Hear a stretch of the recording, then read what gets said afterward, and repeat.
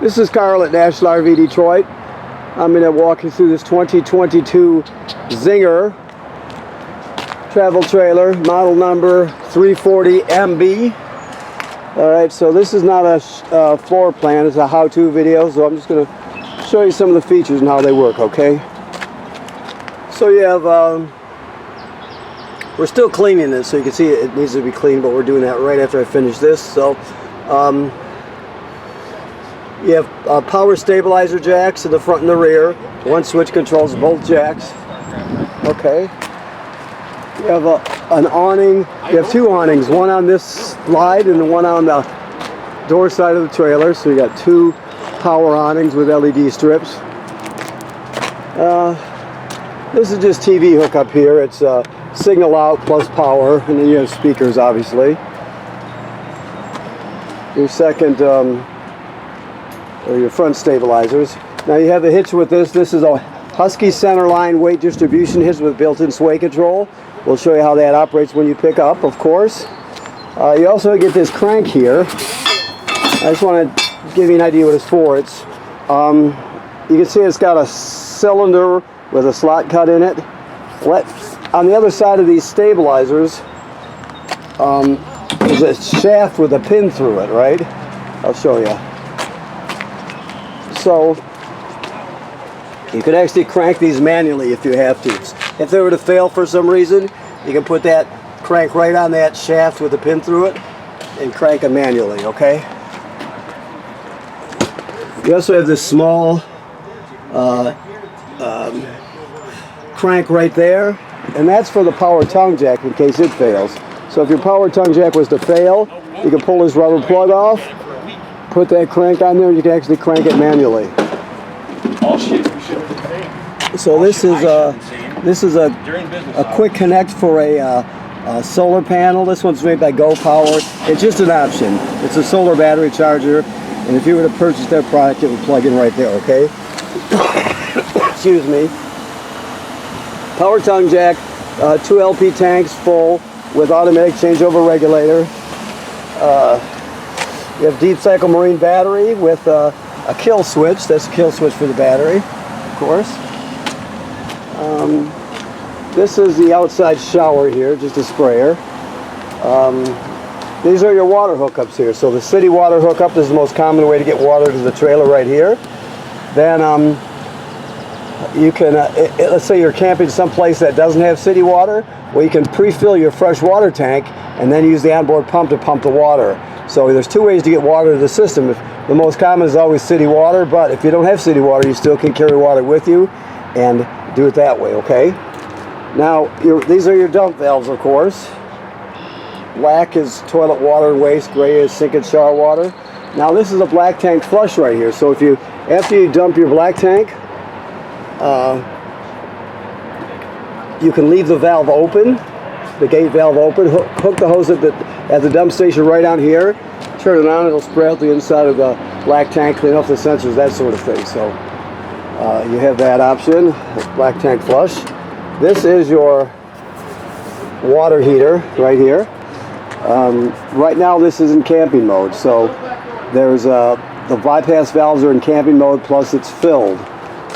Never run the water heater without water in it. You always make sure it has water in it, okay? This is the drain right here, okay? It takes an 1 1/16 6-point socket, so that's where you drain it. Also, you have a heating element, electric heating element, and a gas burner. The switches are both inside the trailer. I'll show you that when we get in there, okay? That white gate valve right there is the drain for your city or your fresh water hookup. Your fresh water tank, I'm sorry. You have a 50 amp cord, and right now it's reduced down to a 30. We give you reducers with it.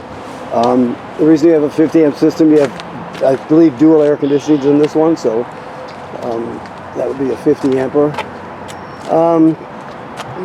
It's that housing right there shows us that this is pre-wired for a backup camera if you want to get one. You have a ladder which makes it easy to inspect the roof, which is great. The manufacturer says you should states you should inspect the roof every 60 days or so. So you want to always keep an eye on what's happening on your roof. Make sure there's no cracking or separation where water could get through. Make sure there's no damage to the roofing materials or attachments by, let's say, low branches or road debris, that sort of thing, okay? All right, so as we get inside here, this is your power converter right here. This converts AC to DC power, like so. So you have regular 110 AC circuit breakers here, right? And they're all labeled. This is when you're plugged in, of course. And then on this side, it converts the power to 12 volt DC. So you got 12 volt circuit breakers here, 12 volt fuses here, and they're labeled. So this is a 12 volt side. This is also a battery tender, so it'll, as long as you're plugged in, it's going to sense how much energy your battery up front needs and has, and it's always going to keep it charged. So it's also a battery charger. Okay, this is your control panel here. You have your two slide rooms here, your power awnings, two power awnings right here. Never leave the awnings out unattended if you're not going to be at the campsite. Make sure you roll them in. Okay. Your water pump switch is here. Remember I told you can pump water out of the fresh water tank if you need to with that. That's also how you also use this pump to winterize the trailer. Light your water heater on gas. There. Turn on the electric heating element there. Never run it without water in the tank, okay? And then of course your levels. Battery, fresh water, black tank, 2 gray tanks. Auxiliary is not used in this one, so okay, very simple. So you can drop this table down and turn it into a bed. So you got an extra bed there. Your keys are hanging right here. So you have some theater seating right here, and you have a jackknife sofa right here. Okay. Alrighty. So when it comes to your TV set, it's on a swing out bracket that locks into place, so you could see the mechanism back there. You have a little sound bar here, which has FM radio. It has a USB drive, so you could put all your stuff on a USB stick and take it with you, your MP3s or whatever you have. You have Bluetooth, so you can stream wirelessly from your phone to your tablet. You have 2 speaker zones, A and B. A is inside the trailer, B is outside the trailer. So it does a lot, of course. These are your remotes right here. That's the TV remote. That's the soundbar remote. This one here is your fireplace. Right there. The fireplace runs on AC power, so it runs on campground power. Excuse me again. I'm fighting something off here. So, so you can, let's do it this way. You can see it does. You can change the intensity of the fire, for example. You can set the temperature. It also has a timer on it, so you can set it to turn on and off. It's got a really good fan in there, and it kicks out the heat right now, so it's a good space heater for those days where you don't quite need the furnace. You can just run that. Okay. Alrighty. So this is just telling us this is another option. This is pre-wired for basically a public Wi-Fi signal booster. There'll be another port on the roof where an antenna would hook up. A router box would go right here. You can scan the code if you're interested. If you want better Wi-Fi for your family, you can go with that package. But like I said, you just scan the code. It'll take you to their website and tell you about it if you're interested. That's just like I said, that's a pre-wired option. Okay. Microwave works like any other microwave. This is your range hood vent. Got a fan and a light. I don't know if he's got the gas turned on right now, but we'll see real quick. Then I'll just talk you through it.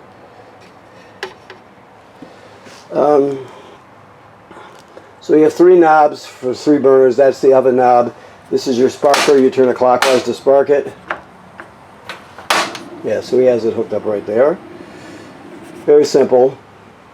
The oven has a pilot light. After you light the pilot light, you got to hold it for another 10 or 15 seconds to heat up the thermocouple. Once you do that, it's you go to operating temperature. The pilot light, once you turn off the oven, the pilot light will go out, and you'll have to relight the pilot light each time you use the oven. So keep that in mind. So this is a 12-volt DC compressor refrigerator. So it runs on 12 volt. You have on and off here, obviously. You have your power settings, your cooling, and then you have your 3 different modes. The moon shows you the nighttime mode. Basically, the nighttime mode uses less power than the daytime, that sort of thing. So you can save energy that way. Alrighty. This device is your carbon monoxide LP gas detector. It should always be green. If it's not green, get it serviced. But that tells you if you got carbon monoxide buildup or LP gas buildup. If it goes off, you take everybody outside, leave the door open, shut the gas off at the front, figure out what's going on, okay? If it's not green, get it serviced. Okay. Your thermostat is just an analog thermostat, so you always keep the fan part on auto. Then you have heat, off, fan, and cool. Fan is just the air conditioner running without the compressor. Right. Cool is full air conditioning, of course. All right. You have a center room here with a bunk that folds up, and you can pin it up like that. There you can see the latch is up there. You can also drop this table down onto the cleats and turn this into another bed. So this is potentially 2 beds in here. So. And they have TV hookups, also a backer plate to put a TV bracket, that sort of thing. Okay. Alrighty.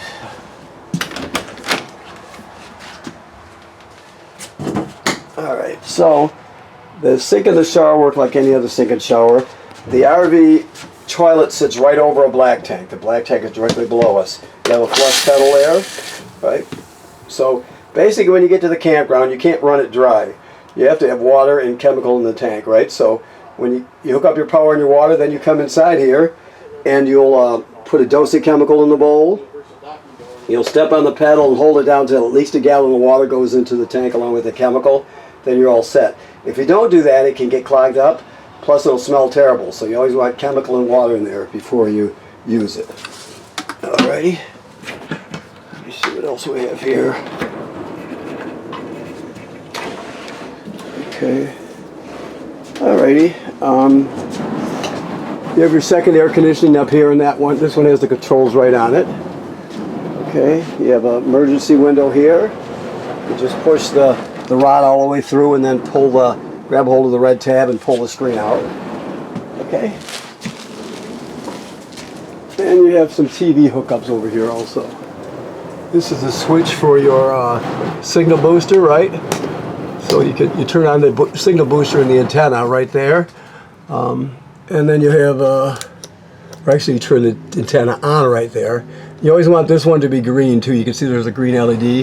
You can turn them on and off, but you want them on if you're using the antenna. Okay. All right. GFCI. There's probably 2 of them in this trailer. All the plugs in this trailer are run through a GFCI. So no matter where it's at outside. Inside it has a GFCI, or it's run through a GFCI, okay? Alrighty, so let me look around a bit here. Okay. Okay, so I think that covers it. I want to thank you for purchasing your trailer here at National RV Detroit. Of course, when you pick up, we can answer your questions and that sort of thing. We'll show you how the hitch works and that sort of thing also. So, okay. So please remember to inspect your roof regularly, a couple times a summer. That's per the manufacturer. You want to stay ahead of any issues. And odds are you won't have to do anything to it for a long time, but that's why you inspect it, just to make sure. Also, like I said, right now the antifreeze has been purged from the system and replaced with hot water. Or no, it's just replaced with regular water. So the antifreeze has been replaced with water. The hot water heater is is in camping mode right now, so it's all set ready to go. Never run your water heater without water in it, all right? Thank you.